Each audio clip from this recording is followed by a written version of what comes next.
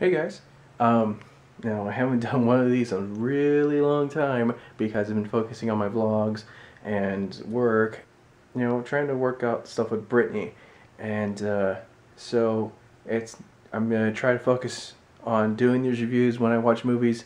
Originally, I was gonna plan a end of summer blockbuster films. What's the best and worst of this year's summer movies? I will do that next time. What I'm going to do right now is a movie review for a movie that just came out last week, or a movie that just came out this past weekend.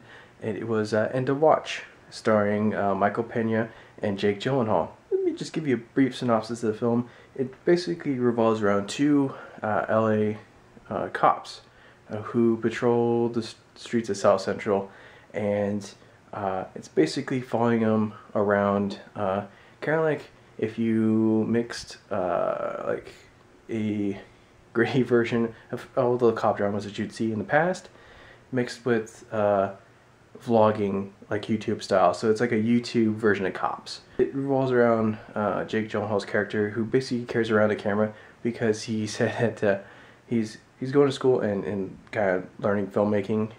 So that's why he carries around the camera, and he's got hidden cameras on him and his partner. So you see a lot of handheld camera work, and on the other flip side too, there's a gang that's portrayed in the movie. One of the guys in the gang actually has a camera, and he just basically filmed it, like all the antics that they're doing. He kind of films that stuff, so you get the sense of the true camera work and then the handheld stuff mixed in between. So you get that mix of cinematography, which kind of worked very well. Let me get right into the review.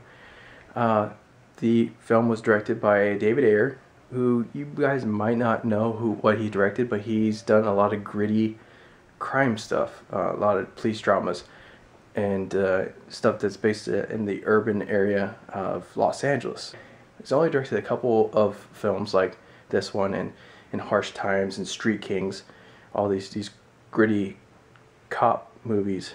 He's written some movies that you might have heard of but didn't know it was him. He actually wrote Training Day. He wrote the original Fast and Furious movie, and of course Harsh Times and this movie. What worked in this film, the acting was really good.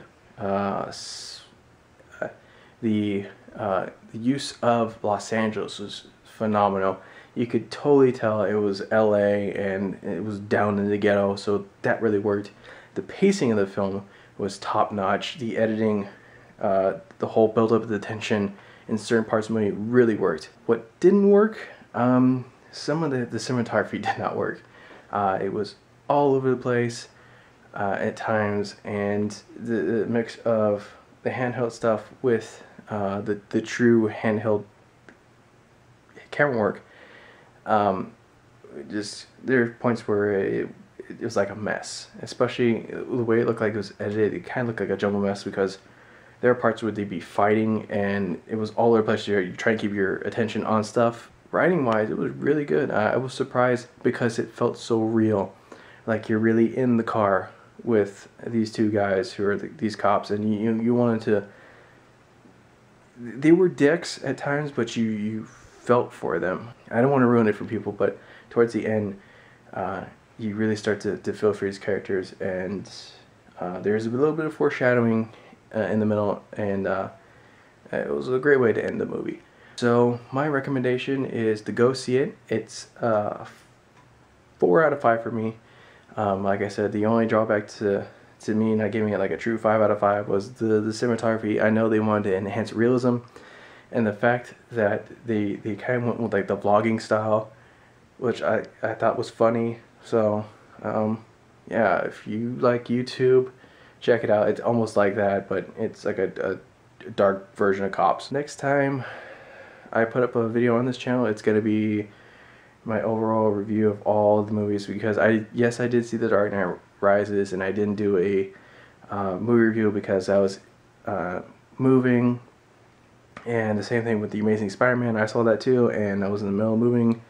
I did not see Prometheus, so when I get everything together, I will go over that and tell you what I thought and what was the best movie for the summer and what was the worst movie. So that's going to do it for this review. If you have any movies you want me to see, leave in the comments below.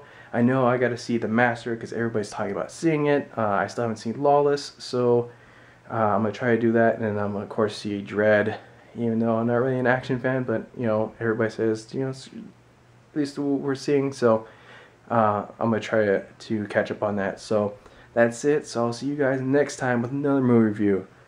Later.